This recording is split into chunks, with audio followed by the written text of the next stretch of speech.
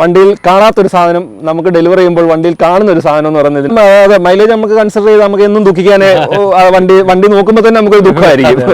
ഇപ്പൊ ഈ കിട്ടിയ ഇൻഫർമേഷൻ എനിക്ക് ഫ്രഷ് ആണ്. ഓക്കെ, നല്ല ഇൻഫർമേഷൻ ആണ്. ഇതിന് അതൊന്നും ഇല്ല. അപ്പം അതൊക്കെ ഒരു പോരായ്മയാണെന്ന് നമുക്ക് വേണമെങ്കിൽ പറയാം. ഈ പൈസക്ക് ഈ വണ്ടി വർത്താണോ ഇല്ലേ? ഹാപ്പി എല്ലാവരും നമസ്കാരം.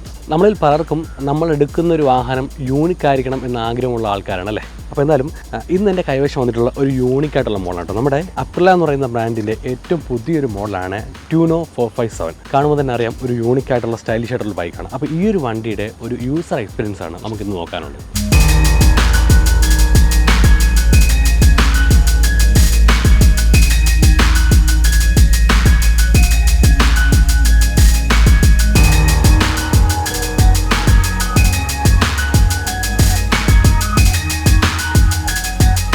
യെസ്, അപ്പോൾ നമ്മുടെ ട്യൂണോ 457 ഈ ഒരു മോഡലിൻ്റെ കസ്റ്റമറാണ് നമ്മുടെ ഇപ്പോൾ അടുത്തുള്ള.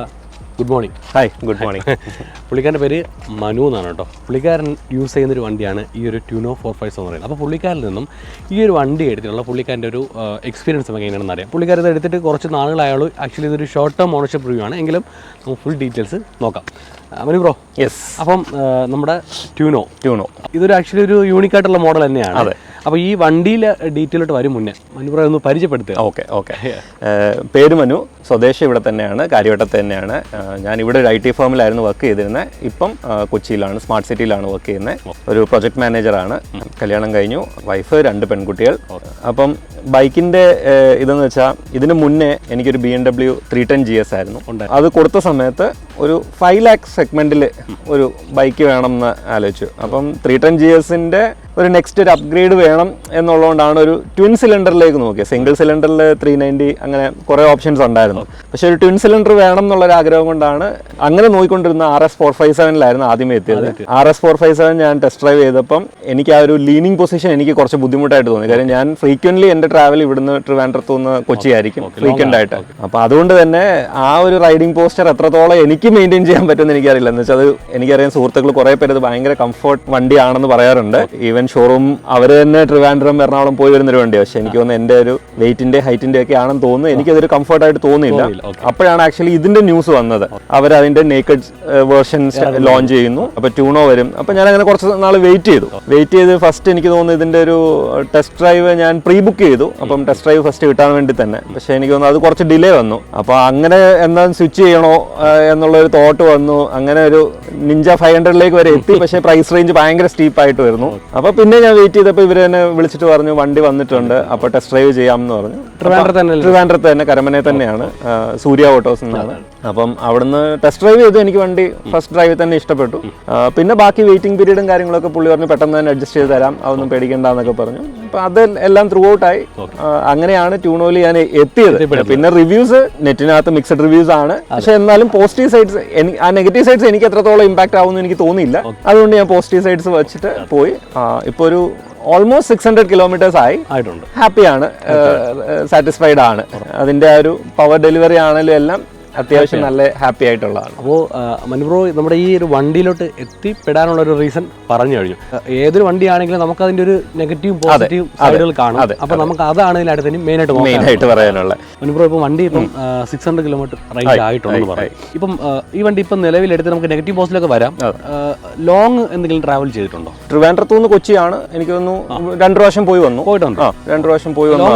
ലോങ് തന്നെയാണ്. പിന്നെ ഇപ്പം ഇനിയും ട്രിപ്സ് ഒക്കെ പ്ലാൻഡ് ആണ്. അപ്പൊ ഞാൻ ആക്ച്വലി ഫസ്റ്റ് സർവീസ് ഒക്കെ ഒന്ന് കഴിയട്ടെ എന്നുള്ളത് കൊണ്ടാണ് ട്രിപ്സ് ഒക്കെ ഒന്ന് ഡിലേ ചെയ്ത്. അതെ, ഇനിയിപ്പോ കോയമ്പത്തൂർ അങ്ങനെ ട്രിപ്സ് ഒക്കെ ഉണ്ട്. അതെ, പ്ലാനിങ്ങിലാണ്. ഇപ്പം ഫസ്റ്റ് സർവീസ് ആയിട്ടില്ല. ഫസ്റ്റ് സർവീസ് കഴിഞ്ഞു.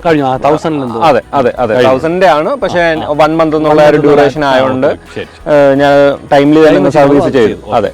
അപ്പൊ നമുക്ക് ഫസ്റ്റ് ഈ വണ്ടി എടുത്തിട്ടുള്ള ഒരു പോസിറ്റീവ് സൈഡിലോട്ട് തന്നെ വരാം. ഓക്കെ. ഇപ്പൊ നമ്മൾ ഈ ഒരു പറഞ്ഞ കാലയളവിൽ ഓടിച്ചപ്പോഴേക്കും ഈ വണ്ടിയിൽ തോന്നിയിട്ടുള്ള ഇതിന്റെ പോസിറ്റീവ് മെയിൻ ആയിട്ടുള്ള പോസിറ്റീവ് എന്ന് പറഞ്ഞാൽ ഫസ്റ്റ് ഒരു ഹെഡ് ടേണർ ആണ്.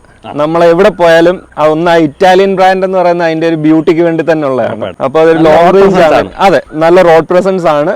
നമുക്കൊരു ചെറിയൊരു സൂപ്പർ ബൈക്ക് എന്നുള്ള ഫീൽ നമുക്ക് റൈഡിങ്ങിൽ തന്നെ കിട്ടും. ഒരു Z900 ഒക്കെ ആ ഒരു ഫീൽ നമുക്ക് കിട്ടും. അതിന്റെ പവർ ഡെലിവറി ആ റേഞ്ചിലേക്ക് വരില്ല, അതുകൊണ്ട് നമ്മൾ അതിനകത്തേക്ക് എത്തണ്ട. പക്ഷെ എന്നാൽ പോലും ആ ഒരു ഫീൽ കിട്ടും. അത് നമുക്ക് അതായത് നോർമൽ ഒരു കുഞ്ഞു ബൈക്ക് ഓടിക്കുന്ന ഒരു ഫീൽ അല്ല. അതിന്റെ ഒരു അതായത് ഇതിന്റെ ഓൺ റോഡ് പ്രൈസ് എന്ന് പറഞ്ഞാൽ 520 അടുത്താണ്. അപ്പൊ ആ 520 വെർത്താണ്. ആ ഒരു സാറ്റിസ്ഫാക്ഷൻ നമുക്ക് കിട്ടുന്നുണ്ട്. പിന്നെ ആണെങ്കിലും പവർ ഡെലിവറി എനിക്കൊരു 2-3 ഇൻസ്റ്റൻസിനകത്ത് നമ്മൾ പുറകോട്ട് പോകുന്ന ഒരു പവർ ഡെലിവറി ഉണ്ട്. കാര്യം അത് ഒട്ടും നമ്മൾ എക്സ്പെക്ട് ചെയ്യാതെ ആ ത്രോട്ടിൽ റിവ്യൂ ചെയ്യുന്ന സമയത്ത് നമ്മൾ പുറകോട്ട് പോകുന്ന ഒരു ഫീൽ കിട്ടിയിട്ടുണ്ട്. അതെനിക്ക് ഭയങ്കരമായിട്ട് ഇതാണ്. കാര്യം നമുക്ക് ഓവർടേക്ക് ചെയ്യുകയാണെങ്കിൽ തന്നെ ഞാൻ ഇപ്പൊ ആരെങ്കിലും നമ്മളുടെ ഫ്രണ്ടിൽ പോകുന്ന സമയത്താണെങ്കിൽ നമ്മൾ ജസ്റ്റ് ഒന്ന് കൈ കൊടുക്കുമ്പോൾ നമുക്കറിയാം ബൈക്കിന് കയറാൻ പറ്റും എന്നുള്ളൊരു ഇതറിയാം. അപ്പൊ നമ്മൾ ഉടനെ ത്രോട്ടിൽ ഡൗൺ ചെയ്തോ ഒക്കെ മര്യാദയ്ക്ക് തന്നെ പോകും. പക്ഷെ ആ ഒരു പവർ ഡെലിവറി എനിക്ക് നല്ല രീതിയിൽ നമുക്ക് ഫീൽ ചെയ്യാൻ പറ്റും. അതായത് നമുക്ക് ഇപ്പൊ നമ്മൾ പ്രതീക്ഷിക്കുന്ന ഒരു ഓവർടേക്കിംഗ് ഒക്കെ നമുക്ക് വളരെ സിമ്പിൾ ആയിട്ട് തന്നെ ചെയ്യാൻ പറ്റും. പിന്നെ ഇതിന്റെ ഒരു റിവ്യൂല് ഞാൻ കണ്ട ഏറ്റവും വലിയ പോസിറ്റീവ് എന്ന് വെച്ച് കഴിഞ്ഞാൽ കോർണറിംഗ് ഒക്കെ ഭയങ്കര സ്മൂത്ത് ആണ്, ഭയങ്കര സ്റ്റെബിലിറ്റി ആണ് കോർണറിങ്ങിനുള്ള. അതിപ്പം സ്വന്തമായിട്ട് ഉപയോഗിച്ചപ്പോൾ എങ്ങനെ ഫീൽ ചെയ്യുന്നത്? അതെ, എനിക്കത് ആക്ച്വലി ആ റിവ്യൂല് ബൈ ബുക്സിനകത്ത് എന്താണോ പറയുന്നത് അതുപോലെ തന്നെയാണ്. കോർണറിങ്ങിനൊക്കെ എന്ന് വെച്ചാൽ ഞാൻ അത്രയും ലീൻ ചെയ്യുന്ന ഒരാളല്ല. പക്ഷെ എന്നാൽ പോലും ചില സമയത്ത് ഇപ്പം ഇതിന് 3 മോഡ് ഉണ്ട്, സ്പോർട്സ്, എക്കോ, റെയിൻ എന്ന് പറഞ്ഞിട്ട്. അപ്പൊ ഞാനിപ്പോ കഴിഞ്ഞ ദിവസം കൊച്ചിയിൽ നിന്ന് വന്ന സമയത്താണെങ്കിലും ഫുൾ മഴ ആയതുകൊണ്ട് റെയിൻ ഇട്ട് തന്നെയാണ് വന്നത്. പക്ഷെ ഈവൻ ആ റെയിനിൽ തന്നെ ആണെങ്കിലും ഒരു അത്യാവശ്യം ഒരു 80 ആ സ്പീഡിൽ തന്നെ, ആ നല്ല റെയിനിൽ തന്നെ, അതായത് ആൾക്കാർ സ്ലോ ആയിട്ട് പോകുമ്പോൾ തന്നെ നമുക്ക് ആ ഒരു സ്പീഡ് ചെയ്യാനുള്ള കോൺഫിഡൻസ് നമുക്ക് വണ്ടി തരുന്നുണ്ട്. വെയിറ്റും ഉണ്ട്, ആ സ്കിഡ് ആകുന്നില്ല. എന്നുവെച്ചാൽ ചെറിയൊരു ഇതുപോലും നമുക്കൊരു സ്ലിപ്പ് പോലും നമുക്ക് വണ്ടിക്കകത്ത് ഫീൽ ചെയ്തില്ല. അതുകൊണ്ട് തന്നെ നമുക്ക് ആ ഒരു അത്രയും റെയിനിലാണ് തന്നെ ഒരു 80-90 പോകാനുള്ള ഒരു കോൺഫിഡൻസ് നമുക്ക് സ്റ്റെബിലിറ്റി ഫീലിംഗ് ഉണ്ട്. അത് ഒരു വൺ ഓഫ് ദ പോസിറ്റീവ്സ് ആണ്. പിന്നെ എഞ്ചിൻ നോട്ട് ആണെങ്കിലും ആ സൗണ്ട് ആണെങ്കിലും ഒരു ഡിഫറെന്റ് സൗണ്ട് ആണ്. നമുക്ക് ആ ഒരു എക്സ്ട്രാ നമ്മൾ വേറൊരു സൈലൻസറിനൊന്നും പോകേണ്ട ഒരു ആവശ്യമില്ല. ഇതിനകത്ത് തന്നെ ഒരു ബ്യൂട്ടി ഉണ്ട്. യൂണിക് ലുക്കിന് അനുസരിച്ചുള്ള എക്സോസ്റ്റ് സൗണ്ട് ഉണ്ട്. അതും വലിയൊരു ഇത് തന്നെയാണ്. കാര്യം നമുക്ക് ആ വണ്ടി ഓടിക്കുന്ന സമയത്ത് തന്നെ നമുക്ക് ആ ഒരു നോക്ക് കേൾക്കുന്ന തന്നെ ഒരു ഇറ്റാലിയൻ ബ്യൂട്ടിയുടെ തന്നെ ഒരു ഭാഗമായിട്ട് തന്നെ പോകുന്നുണ്ട്. പെർഫോമൻസ് തന്നെയാണ് അതിന്റെ മെയിൻ ഘടകം. അതെ, ഒരു പെർഫോമൻസ് തന്നെയാണ്. വശങ്ങളിലോട്ടൊക്കെ വരുമ്പോൾ എന്തെങ്കിലും എക്സ്ട്രാ ഇതിന്റെ ഒരു സ്പെഷ്യാലിറ്റി എന്തെങ്കിലും തോന്നിയിട്ടുണ്ടോ? അതിന്റെ ഹെഡ് ലാമ്പ് എന്ന് പറയുന്ന ഒരു വേരിയന്റ് ഒരു ഡിഫറെന്റ് ആണ്. കാര്യം നോർമലി ടുവോണോ എന്ന് പറയുന്നത് തന്നെ ഒരു ഫെയർഡ് വെർഷൻ അല്ലെങ്കിൽ പോലും ഒരു ചെറിയൊരു ഫെയറിംഗ് ഉണ്ട് അതിന്. നോർമൽ അതായത് 600 മുകളിലോട്ടുള്ളതിനൊക്കെ അതിൽ നിന്നൊക്കെ ഒരു ഡിസ്റ്റിങ്റ്റീവ് ആയിട്ടാണ് ഇതിന്റെ ഒരു ഹെഡ്ലൈറ്റ് ഇവർ ഇങ്ങനെ ഒരു ഹെഡ്ലൈറ്റ് കൊടുത്തിരിക്കുന്നത്. പക്ഷെ ഇതും നമ്മൾ പറയുന്ന പോലെ ഫസ്റ്റ് ലുക്കിൽ മേ ബി എല്ലാവർക്കും ഇഷ്ടപ്പെടണമെന്നില്ല, കണ്ടുകൊണ്ട് ഇഷ്ടപ്പെടുക എന്നുള്ളതാണ്. അപ്പൊ ഇപ്പം നമുക്ക് നോക്കുമ്പോൾ അതിനൊരു വെറൈറ്റി ഉണ്ട്, ഒരു പുതുമയുണ്ട് അവരത് ഹെഡ്ലൈറ്റിന്. പിന്നെ പവർ, ലൈറ്റ് ത്രോയിങ് റേഞ്ച് ഒക്കെ ആണെങ്കിലും എല്ലാം നമുക്ക് ഓക്കെയാണ്. നൈറ്റ് റൈഡ് ഞാൻ ചെയ്തിട്ടുണ്ട്, അതിനകത്തൊന്നും യാതൊരു നല്ല ഇത് തന്നെയാണ്. ക്ലാരിറ്റി, അതിനകത്തൊന്നും യാതൊരു ഇഷ്യൂസും ഇല്ല. നമുക്ക് ഇതിന്റെ ഒരു ബ്രേക്കിംഗ് സെക്ഷൻ ആണെങ്കിൽ നമ്മുടെ സസ്പെൻഷൻ ലെവലൊക്കെ എങ്ങനെ ഫീൽ ചെയ്യുന്നു? സസ്പെൻഷൻ എനിക്ക് തോന്നുന്നു സ്റ്റോക്ക് കുറച്ച് ഹാർഡാണെന്ന് തോന്നുന്നു. പിന്നെ ബ്രേക്കിംഗ്, അതും ഒരു നെഗറ്റീവ് റിവ്യൂസിനകത്ത് ഞാൻ കണ്ടിട്ടുള്ളതാണ്. ബ്രേക്കിങ്ങിന് നമുക്ക് ആ ഒരു കോൺഫിഡൻസ് കിട്ടുന്നില്ല എന്നുള്ളത്. പക്ഷെ എനിക്ക് തോന്നുന്നു മേ ബി അത് ഒരു ഹൈ സ്പീഡിലായിരിക്കാം ചിലപ്പോൾ അവർക്ക് അത് ഫീൽ ചെയ്തിട്ടുള്ളത്. ഞാൻ എന്തായാലും ഒരു 150 മുകളിലൊന്നും പോയിട്ടേ ഇല്ല.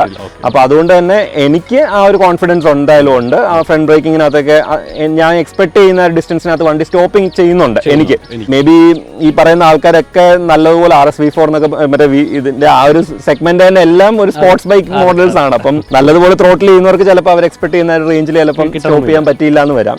പക്ഷെ എനിക്ക് കംഫർട്ടബിൾ ആണ്. നമ്മുടെ ഡേ ടു ഡേ ഇപ്പൊ അവിടെ ആണെങ്കിലും ഞാൻ ഓഫീസിൽ പോകുന്നതും വരുന്നതും എല്ലാം ബൈക്കിൽ തന്നെയാണ്. അപ്പം ഷോർട്ട് റേഞ്ച് ആണെങ്കിലും ലോങ് ആണെങ്കിലും എല്ലാം കംഫർട്ടബിൾ ആണ്. എനിക്ക് അങ്ങനെ ഒരു ഇഷ്യൂസ് ഇതുവരെ ഫേസ് ചെയ്തിട്ടില്ല.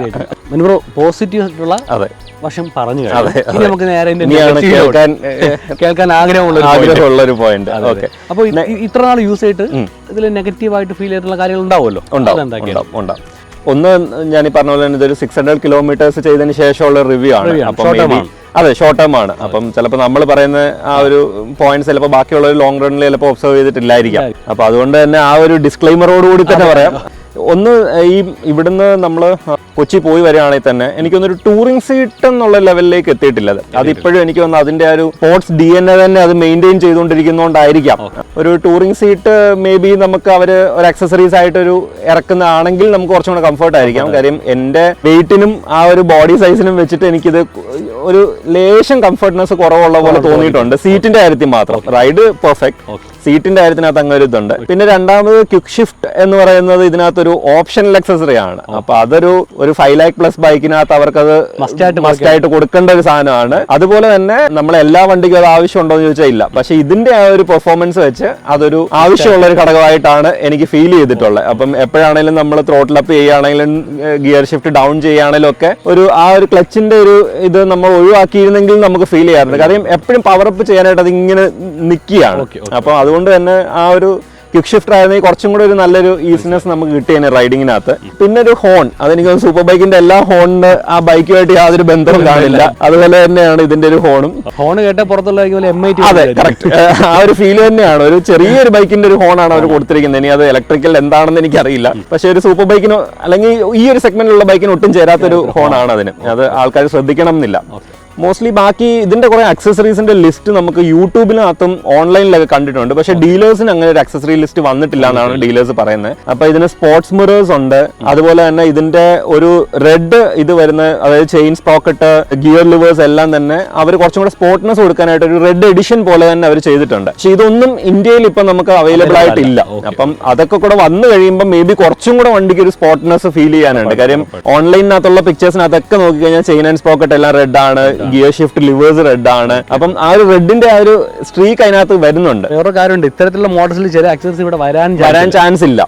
പക്ഷെ ഞാൻ ഈ കരമനയുള്ള അവരോട് ചോദിച്ച സമയത്ത് അവരിത് വരും ഇനിഷ്യൽ ആയതുകൊണ്ടാണ്. ഈവൻ ഇതിന്റെ ഒരു ടൂറിംഗിന്റെ ഒരു ടൂറിംഗ് മോഡൽ വൈസർ തന്നെ ഇതിനുണ്ട്. പക്ഷെ അതൊന്നും നമ്മളിവിടെ ലിസ്റ്റ് ചെയ്തിട്ടില്ല.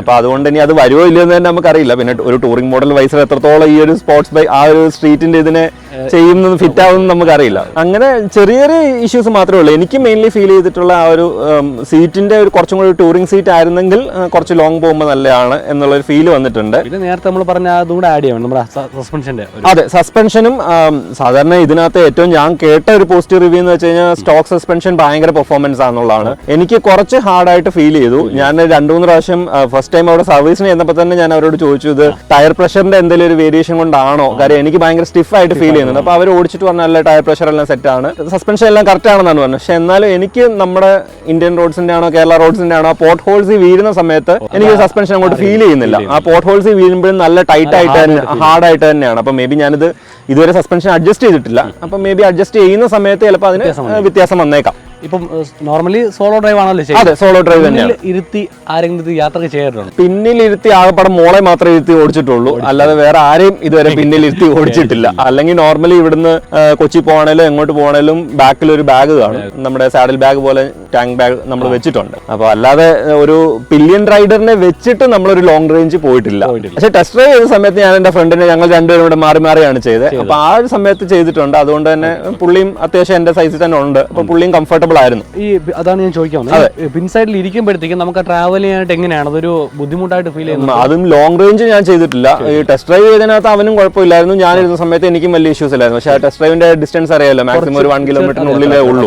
അപ്പൊ അതുകൊണ്ട് നമുക്ക് അങ്ങനെ ഒരു ഇവാലുവേറ്റ് ചെയ്യാൻ പറ്റില്ല. ഞാൻ അതിനകത്ത് കമന്റ് ചെയ്യുന്നില്ല, കാര്യം ഞാൻ അങ്ങനെ നമ്മൾ അങ്ങനെ കേട്ടിട്ടുമില്ല. കാര്യം മിക്ക റൈഡേഴ്സും നമ്മുടെ ആ ക്ലബിനകത്തുള്ളവരാണെങ്കിലും എല്ലാം സോളോ റൈഡേഴ്സ് തന്നെയാണ് പോകുന്നത്. ആ സെക്ഷനിലോട്ട് പോയിട്ട് കാര്യമില്ല. നെഗറ്റീവായിട്ട് വേറെ എന്തെങ്കിലും നമ്മുടെ ഈ ഒരു മോഡൽസിൽ വേറെ എന്തെങ്കിലും ഫീൽ ആയിട്ടുണ്ടോ? ഇല്ല, ഹീറ്റിംഗ് ഇഷ്യൂസ് ഒക്കെ ഉണ്ടെന്ന് ആൾക്കാർ പറയാറുണ്ട്. പക്ഷെ എനിക്ക് ഹീറ്റിംഗ് ഇഷ്യൂസ് ഫീൽ ചെയ്തിട്ടില്ല. ഒന്ന്, ഞാൻ ഷോർട്സ് ഇട്ട് വണ്ടി ഓടിക്കാറില്ല. 2 റൈഡിംഗ് ഗിയേഴ്സ് കാണും. ഈ ട്രിവാൻഡ്രം കൊച്ചി പോകുന്ന സമയത്തൊക്കെ റൈഡിംഗ് ഗിയേഴ്സ് ആയിരിക്കും. അപ്പൊ അതുകൊണ്ട് തന്നെ ആ ഒരു ഹീറ്റ് ഡിസിപ്പേഷൻ എനിക്ക് അങ്ങനെ ഫീൽ ചെയ്തിട്ടില്ല. പിന്നെ ഇതിന്റെയൊക്കെ ആണെങ്കിലും മറ്റേ ലിവർ ഒന്നും നമ്മളെ മറ്റേ നോർമൽ വണ്ടിയിലൊക്കെ ഇപ്പൊ മറ്റേ അഡ്ജസ്റ്റബിൾ ലിവേഴ്സ് വരും. അപ്പം ഇതിന് അതൊന്നും ഇല്ല. അപ്പം അതൊക്കെ ഒരു പോരായ്മയാണെന്ന് നമുക്ക് വേണമെങ്കിൽ പറയാം.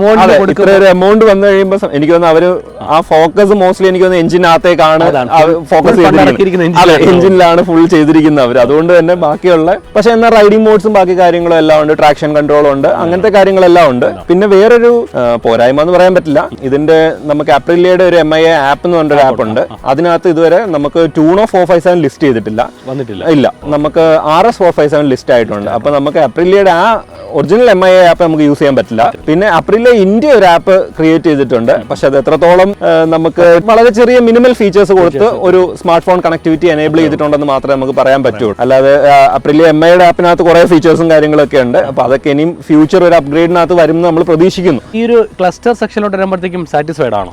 ക്ലസ്റ്റർ ആവശ്യത്തിനുള്ള ഇൻഫർമേഷൻസ് എല്ലാം ഉണ്ട്. എനിക്ക് തോന്നുന്നു നമ്മൾ ഓൺ ചെയ്ത് നമുക്ക് നോക്കാം. വണ്ടി ഓൺ ചെയ്യുമ്പോൾ തന്നെ അപ്രിലിയ എന്നുള്ള ആ ഒരു ബാഡ്ജിങ്, BA റേസർ, അവരുടെ ഒരു ടാഗ് ലൈൻ എല്ലാം ഉണ്ട്.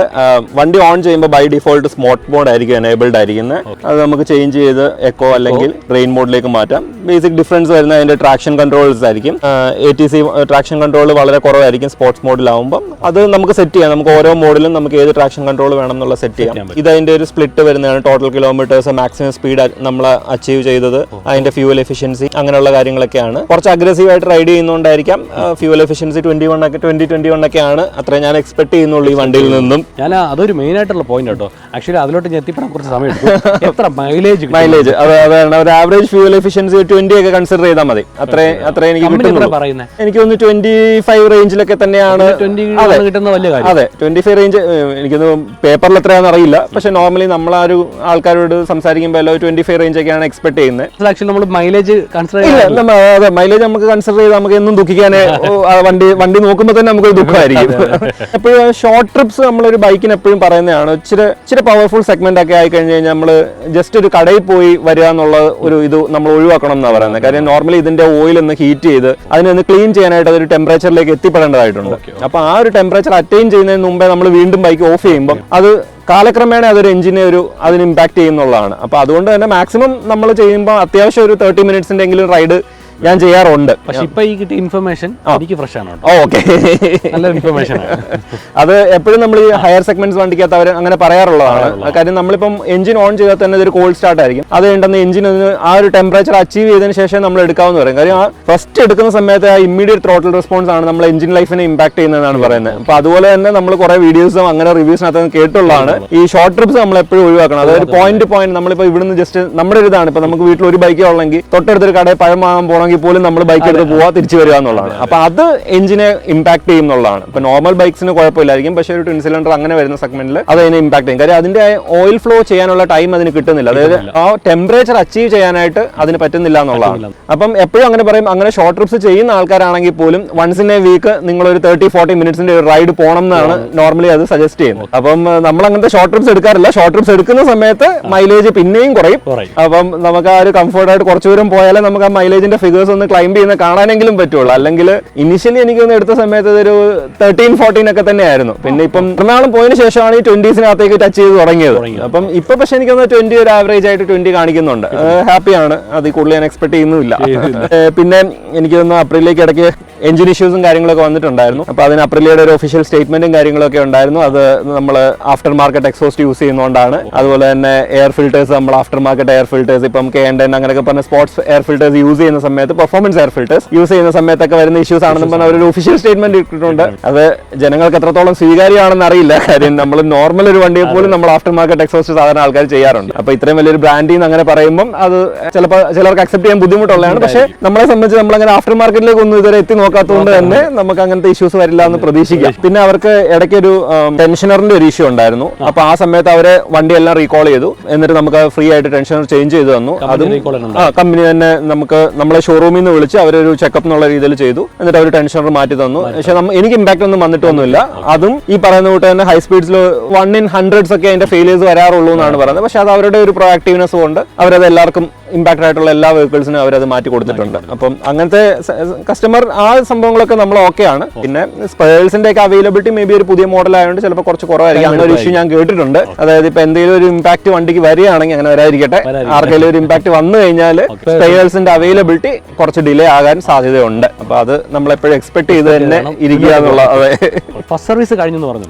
അപ്പം അതിന് എത്ര കോസ്റ്റ് ആയി? ഫസ്റ്റ് സർവീസ് ഫ്രീ ആണ്. പിന്നെ സ്പോർട്സ് ബൈക്കിനാണെങ്കിലും ഒക്കെ പറയുന്ന പോലെ തന്നെ ഫ്രീ എന്ന് പറഞ്ഞൊരു സാധനം ഇല്ല അവർക്ക്.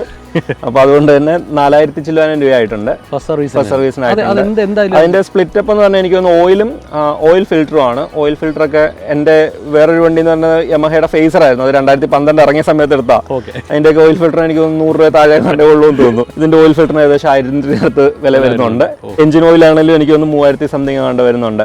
അപ്പൊ അത് എനിക്ക് തോന്നുന്നു ഇവരുടെ അപ്രിലിയുടെ ബ്രാൻഡിന്റെ ആയിരിക്കാം. മേ ബി നമ്മൾ ആ ഒരു ടേം കഴിഞ്ഞ് നമ്മൾ പുറത്തുനിന്ന് ചെയ്യുകയാണെങ്കിൽ, മോട്ടോകൾ അങ്ങനെയൊക്കെ നമ്മൾ ചെയ്യുകയാണെങ്കിൽ ചിലപ്പോൾ മേ ബി ആ പ്രൈസ് ഡ്രോപ്പ് ചെയ്യാൻ സാധ്യതയുണ്ട്. പക്ഷേ എന്നാലും ഫസ്റ്റ് സർവീസ് എനിക്ക് ഏകദേശം ഒരു 4000 rupees ആയിട്ടുണ്ട്.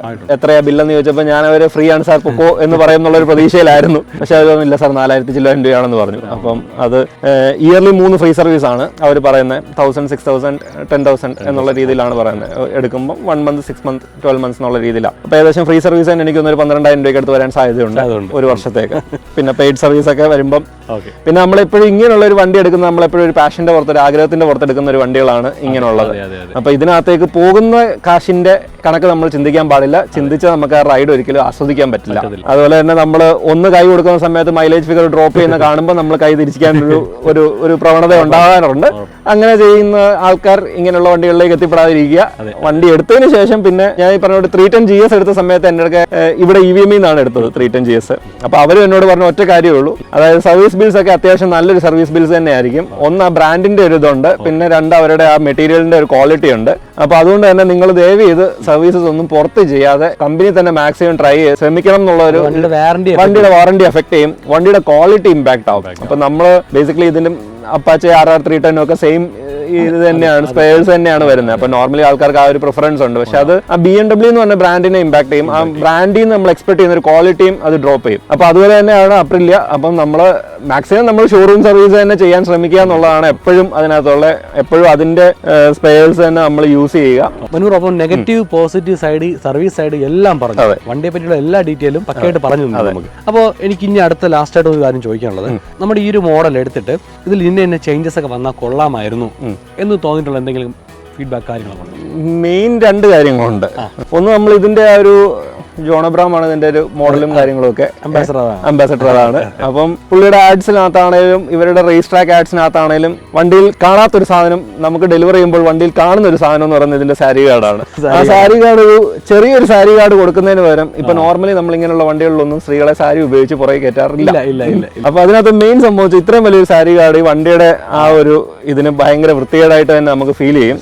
ഞാനിത് നല്ല വലുതാണ്. അപ്പൊ ഞാനിത് വണ്ടി വാഷ് ചെയ്യാൻ കൊടുക്കുന്ന സ്ഥലത്തൊക്കെ തന്നെ ആണെങ്കിലും ഞാൻ ഈ പറഞ്ഞോട്ട് ആൾക്കാരൊക്കെ വന്ന് ഇതിന്റെ എൻക്വയറിയും കാര്യങ്ങളൊക്കെ നോക്കാറുണ്ട്. അപ്പൊ അവരുടെ എല്ലാം ഫസ്റ്റ് ഫീഡ്ബാക്ക് ആണ് നിങ്ങൾക്ക് ഈ സാരി കാർഡ് അഴിച്ചു മാറ്റിക്കൂടെ എന്നുള്ളതാണ് അവരുടെ ഫസ്റ്റ് ഫീഡ്ബാക്ക്. 2, ഇതുപോലെ ആ ഒരു പ്യുവർ ആ ഒരു നേക്കഡ് ബൈക്ക് അല്ലെങ്കിൽ ആ ഒരു ചെറിയ സ്പോർട്സ് ബൈക്ക് എന്നുള്ള ഫീൽ കിട്ടണമെങ്കിൽ ഇതിന്റെ ഈ റെയർ വ്യൂ മിററിനും അതൊരു നോർമൽ ഒരു റെയർ വ്യൂ മിറർ പോലെയാണ് നമുക്ക് ഫീൽ ചെയ്യുന്നത്. വണ്ടിക്ക് ഒരിക്കലും ചേരില്ല. അതുകൊണ്ട് തന്നെ ഇവരുടെ അഡ്വർടൈസ്മെന്റ്സ് ഒക്കെ നോക്കിക്കഴിഞ്ഞാൽ അതിനകത്ത് റെയർ വ്യൂ മിറർ കാണിക്കില്ല. അപ്പൊ എന്നാലേ ആ വണ്ടിക്ക് ആ ഒരു പക്കയായിട്ടുള്ള ഒരു ലുക്ക് ഫ്രണ്ടിൽ നമുക്ക് വണ്ടിക്ക് ഉള്ള ഒരു ലുക്ക് കിട്ടത്തുള്ളൂ. അപ്പൊ അത് നമ്മൾ ഇവരുടെ ഞാൻ ഈ പറഞ്ഞുകൊണ്ട് തന്നെ ഇവരുടെ അക്സസറി ലിസ്റ്റിനകത്ത് ഒരു സ്പോർട്സ് മിറർ എന്ന് പറഞ്ഞൊരു കൺസെപ്റ്റ് ഇവർ ആഡ് ചെയ്തിട്ടുണ്ട്. പക്ഷെ അത് എന്താണെന്നുള്ളത് വന്നാലേ നമുക്ക് അറിയാൻ പറ്റുള്ളൂ. അതൊരു ടെയിലിന്റെ മിറർ മറ്റേ ബാറിന്റെ മിറർ ആണോ എന്നുള്ളത് നമുക്കറിയില്ല. അങ്ങനെയാണെങ്കിൽ ചിലപ്പോൾ മേ ബി കുറച്ചും കൂടെ ഇതിന്റെ ലുക്കിനെ ഒന്ന് എൻഹാൻസ് ചെയ്യാനായിട്ട് ഇതിന് സാധിക്കുമായിരിക്കാം. അത് വന്നാലേ അതും അറിയാൻ പറ്റുള്ളൂ. ഈ സാരി കാർഡും ഇതുമാണ് മെയിൻ ആയിട്ടുള്ളത്. പിന്നെ വേറൊരു സംഭവം എന്ന് പറഞ്ഞാൽ ഇങ്ങനെയുള്ള ബൈക്സിനെല്ലാം മിക്കതിനും കാണും പുറകിലിരിക്കുന്ന ആൾക്ക് പുറത്ത് എപ്പോഴും ചെളിയുടെ ഒരു പാട് കണ്ടിരിക്കും.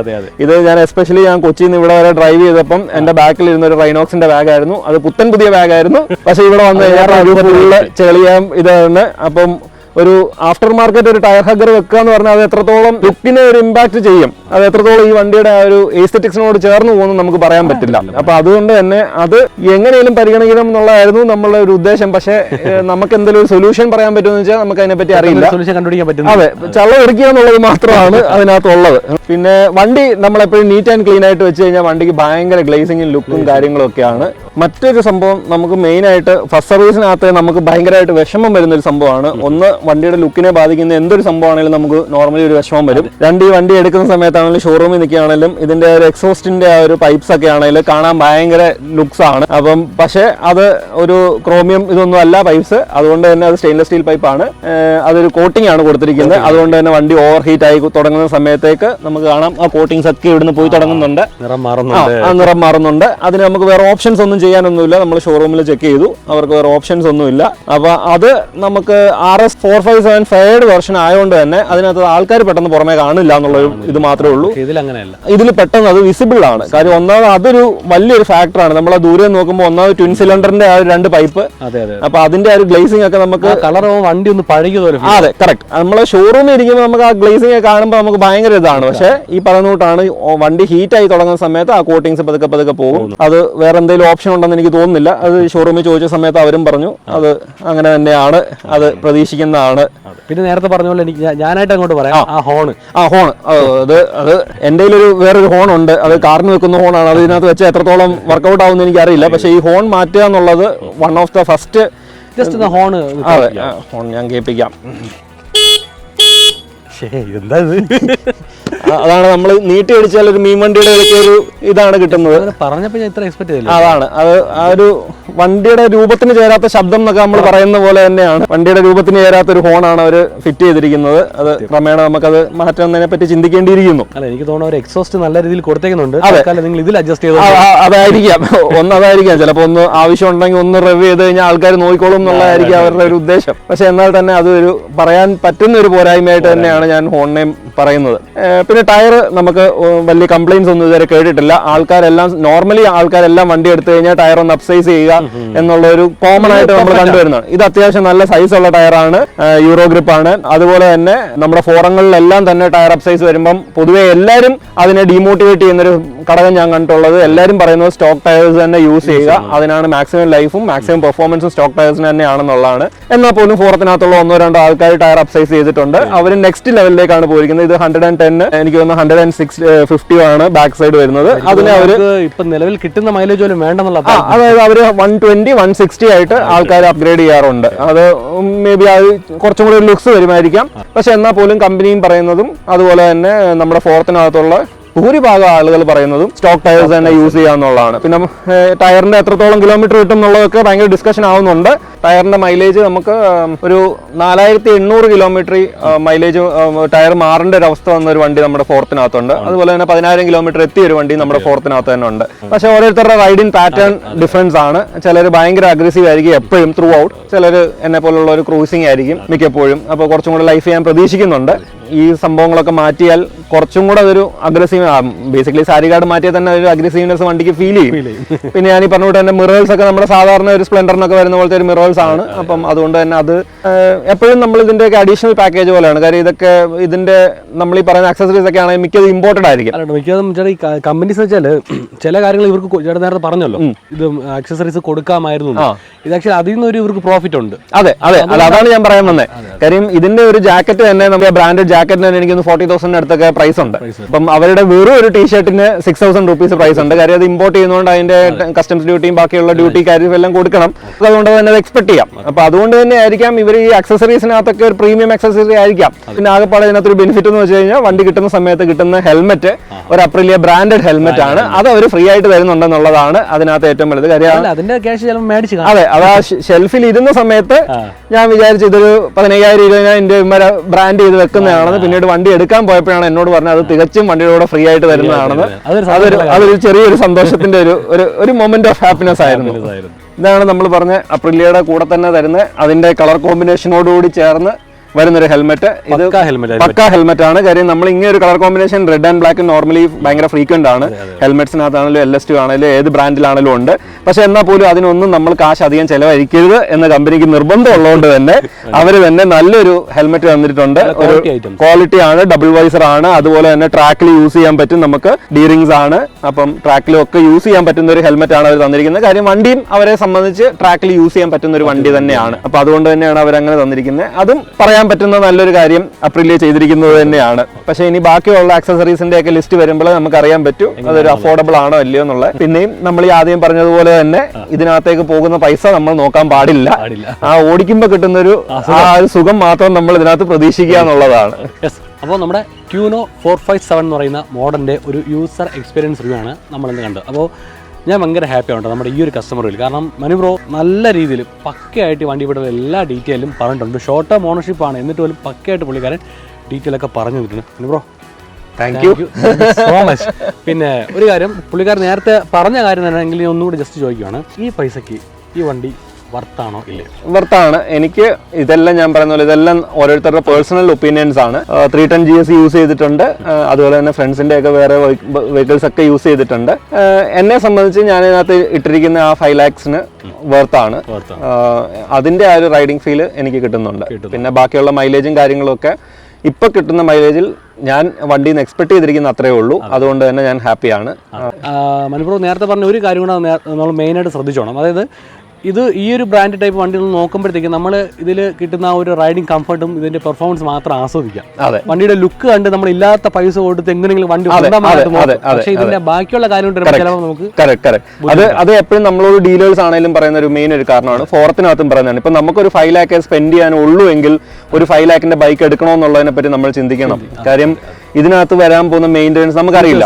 അപ്പം ഇതിനകത്തൊരു മെയിൻ്റെനൻസ് വന്നു കഴിഞ്ഞാൽ അതിന് അത്യാവശ്യം കോസ്റ്റ്ലി തന്നെ ആയിരിക്കും. കാര്യം എഞ്ചിൻ മെയിൻ്റെനൻസ് ഇപ്പൊ എപ്പോഴും ഇങ്ങനത്തെ വെഹിക്കിൾസിനകത്ത് എഞ്ചിൻ ആയിരിക്കും മാക്സിമം കോസ്റ്റ് അബ്സോർവ് ചെയ്യുന്ന ഒരു കമ്പോണന്റ്. അപ്പം എന്തെങ്കിലും ഒരു പ്രശ്നം വന്നു കഴിഞ്ഞ സമയത്ത് നമുക്ക് ഫസ്റ്റ് വന്നിരുന്ന തോട്ട് നമുക്കിത് പുറത്ത് കൊടുത്ത് ചെയ്യിച്ചാലോ, അപ്പം എനിക്ക് 2000 രൂപയുടെ സ്ഥാനത്ത് എനിക്ക് ഒരു 500 രൂപയ്ക്ക് എനിക്ക് പുറത്ത് കൊടുത്ത് ചെയ്യിക്കാലോ എന്നുള്ളതാണ്. അത് ഭാവിയിൽ വീണ്ടും നമുക്കൊരു 20,000 രൂപയുടെ പണിയിലേക്ക് ഇത് എത്തിക്കും. അപ്പൊ അതുകൊണ്ട് തന്നെ മെയിൻ്റെനൻസ് എപ്പോഴും നമ്മൾ അതിന്റെ കറക്റ്റ് ആയിട്ടുള്ള ഈ പറഞ്ഞോട്ട് 4000 രൂപയാണെങ്കിൽ പോലും നമ്മൾ ഭാവിയിൽ നമ്മൾ എന്തോ വലുത് സേവ് ചെയ്യുകയാണെന്നുള്ള ഒരു ചിന്തയുടെ പുറത്ത് നമ്മളത് സ്പെൻഡ് ചെയ്ത് എപ്പോഴും ആ പീരിയോഡിക് സർവീസ് മെയിൻറ്റെയിൻ ചെയ്ത് പോകാന്നുള്ളേ ഉള്ളൂ. പിന്നെ ഈ പറഞ്ഞ പോട്ടൊക്കെ റൈഡിംഗ് പാറ്റേൺ അനുസരിച്ച് മൈലേജസ് ഡിപ്പ് വരാൻ, ഡ്രോപ്പ് ചെയ്യാം. അതുപോലെ തന്നെ ചിലപ്പോൾ മൈലേജസ് കൂടിയെന്നും വരാം. ഇപ്പം എന്നെക്കാളും നല്ല രീതിയിൽ വണ്ടി ഓടിക്കുന്ന ഒരാൾക്കാണെങ്കിൽ ചിലപ്പോൾ മേ ബി 20 എന്നുള്ള 25 കിട്ടിയെന്ന് വരാം. അപ്പോൾ ഇത്രക്കാരാണ് ഇത്തരത്തിലുള്ള വണ്ടി എടുക്കേണ്ട രീതിയും പുള്ളിക്കാരൻ നമ്മോട്ട് ഷെയർ ചെയ്തിട്ടുണ്ടല്ലേ.